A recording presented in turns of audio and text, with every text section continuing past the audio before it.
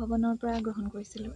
ইয়াৰ পৰৱৰ্তী পৰ্যায়ত গোলাঘাট শিশু ভৱনৰ পিছত মই গোলাঘাট জাতীয় বিদ্যালয়ৰ পৰা মাধ্যমিক শিক্ষা সাং কৰিলোঁ। তাৰপিছত সদ্য ঘোষিত স্নাতকোত্তৰ চূড়ান্ত পৰীক্ষাত কৃতিত্ব সহকাৰে উত্তীৰ্ণ হোৱা গোলাঘাট নগৰৰ সমীপৱৰ্তী কছাৰীহাট বনগাঁৱৰ প্ৰণামী কৌশিকক নাৰায়ণী সেনা কেন্দ্ৰীয় সমিতি আৰু কোচ যুৱ পৰিষদৰ বিষয়ববীয়াসকলৰ লগতে আজি কৌশিকৰ বাসগৃহত উপস্থিত হৈ গোলাঘাট জিলা বিজেপিৰ সাধাৰণ সম্পাদক সঞ্জীৱ দাস, সম্পাদক যামিনী দত্ত, গোলাঘাট নগৰ মণ্ডলৰ সভাপতি বিজয় পাণ্ডে, নাৰায়ণী সেনাৰ সেনাধ্যক্ষ মিণ্টু বৰা কোচ, উপসেনাধ্যক্ষ দেৱজিৎ বৰা ধন আৰু কোচ যুৱ পৰিষদৰ কেন্দ্ৰীয় উপসভাপতি অৰ্জুন ৰায়, মুখপাত্ৰ নিৰ্মল দত্ত আৰু ৰাজীৱ শইকীয়াই প্ৰণামীৰ এনে সাফল্যত শুভকামনা জনোৱাৰ লগতে ভৱিষ্যত উজ্জ্বল কামনা কৰে।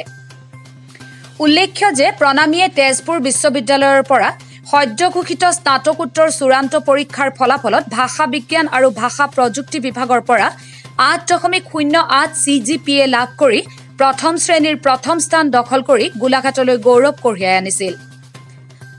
ইফালে প্ৰণামীয়ে 2013 বৰ্ষৰ হাইস্কুল শিক্ষান্ত পৰীক্ষাত অসমৰ ভিতৰতে 7ম স্থান অধিকাৰ কৰিছিল আৰু গণিত বিষয়ত ৰাজ্যৰ ভিতৰতে সৰ্বোচ্চ নম্বৰ লাভ কৰি গোলাঘাটলৈ গৌৰৱ কঢ়িয়াই আনিছিল। উল্লেখযোগ্য যে প্ৰণামীৰ দেউতাক বিজেপি দলৰ জ্যেষ্ঠ নেতা তথা প্ৰাক্তন গোলাঘাট জিলা বিজেপিৰ সভাপতি শ্ৰী অশোক বৰঠাকুৰ।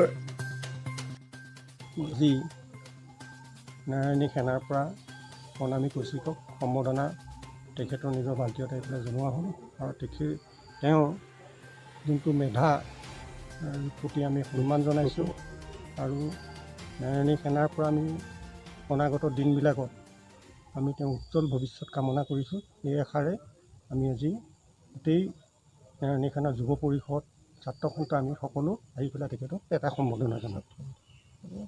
ভৱনৰ পৰা গ্ৰহণ কৰিছিলোঁ।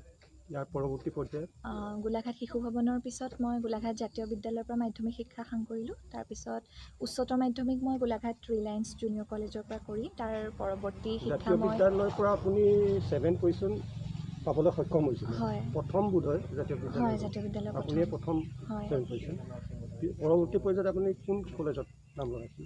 পৰৱৰ্তী পৰ্যায়ত মই গোলাঘাটৰ ৰিলায়েন্স জুনিয়ৰ কলেজৰ পৰা উচ্চতৰ মাধ্যমিক চূড়ান্ত পৰীক্ষাত অৱতীৰ্ণ হৈছিলোঁ আৰু তাৰপিছত মই জগন্নাথ বৰুৱা মহাবিদ্যালয় যোৰহাটৰ পৰা শিক্ষা সাং কৰিছিলোঁ। জগন্নাথ বৰুৱা মহাবিদ্যালয়ত আপুনি ইউনিয়ন বডিটো আছিলে বুলি আমি জানিব পাৰিছোঁ। হয়, ছাত্ৰ একতা সভা 2016-17। তাৰপিছত আপুনি ইংলিছত? হয়, মোৰ ইংলিছত ফাৰ্ষ্ট ক্লাছ ফাৰ্ষ্ট নাছিলে, ফাৰ্ষ্ট ক্লাছ উইথ ডিষ্টিংশ্যন মই পাইছিলোঁ। ইয়াৰ পিছত তাৰপিছত তেজপুৰ বিশ্ববিদ্যালয় ভাষা বিজ্ঞান আৰু ভাষা তত্ত্বৰ বিষয়ত। আপুনি যে পৰৱৰ্তী কি কৰিম বুলি ভাবিছে? আচলতে মোৰ খুব ভাল লাগিছে যে সকলোৱে শুভেচ্ছা জনাইছে, অভিনন্দন জনাইছে আৰু এতিয়ালৈকে যিমানখিনি শিক্ষা জীৱনত সফলতা লাভ কৰিছোঁ, সফলতা বুলি নকওঁ, যি স্থান লাভ কৰিছোঁ বা যিমান নম্বৰ লাভ কৰিছোঁ সেয়া আচলতে সকলোৰে আশীৰ্বাদ আৰু শুভকামনাৰ কাৰণেই সম্ভৱ হৈছে। আৰু মই আগতেও কৈছোঁ আৰু সদায় এই কথা অনুভৱ কৰোঁ যে সফলতাৰ সংজ্ঞাটো সকলোৰে বাবে বেলেগ বেলেগ। গতিকে ময়ো এই ধাৰণাটো খুবেই আপেক্ষিক। মই এতিয়ালৈকে নিজকে সফল বুলি ভবা নাই, কিয়নো আমাৰ সমাজত এতিয়াও এনেকুৱা বহুত ছাত্ৰ ছাত্ৰী নহয়, আচলতে বহুত ল'ৰা ছোৱালী আছে যিসকলে শিক্ষাৰ পোহৰ এতিয়াও পোৱা নাই। গতিকে তেনেকুৱা এখন সমাজত যে মই 19 বছৰে শিক্ষা লাভ কৰিবলৈ সুযোগ পালোঁ, সেইকাৰণে সেই ক্ষেত্ৰৰ পৰা মই সফল বুলি ভাবোঁ। কিন্তু ইমান দীঘলীয়া এটা শিক্ষা জীৱনৰ পৰা আহৰণ কৰা শিক্ষা মই ভৱিষ্যতে সমাজৰ ভালৰ বাবে কেনেদৰে ব্যৱহাৰ কৰিব পাৰোঁ, সেই ক্ষেত্ৰতহে আচলতে মই নিজকে কিমান সফল সেয়া নিৰ্ধাৰণ কৰিব পাৰিম। তথাপি এতিয়া আপোনাৰ ভৱিষ্যত পৰিকল্পনা আছে? ভৱিষ্যতে মই ভাৰতীয় অসামৰিক সেৱাৰ পৰীক্ষাত অৱতীৰ্ণ হোৱাৰ কথা চিন্তা কৰিছোঁ। আপুনি এনে ফ্ৰী সময়ত কি আমি শুনিব পাইছোঁ আপুনি গান? হয়, আজৰি সময়ত মই বিভিন্ন ধৰণে কবিতা আবৃত্তি কৰোঁ আৰু মই ঘোষণাও কৰোঁ। বহুকেইখন মিটিঙত ইতিমধ্যে মই কৰাৰ অভিজ্ঞতা হৈছে। গতিকে হয়, গোলাঘাটৰ পৰা পূৰ্ণ বৰাৰ ৰিপৰ্ট, আৱাৰলি টাইমছ। তেনেদৰে আজৰি সময় পাৰ কৰোঁ।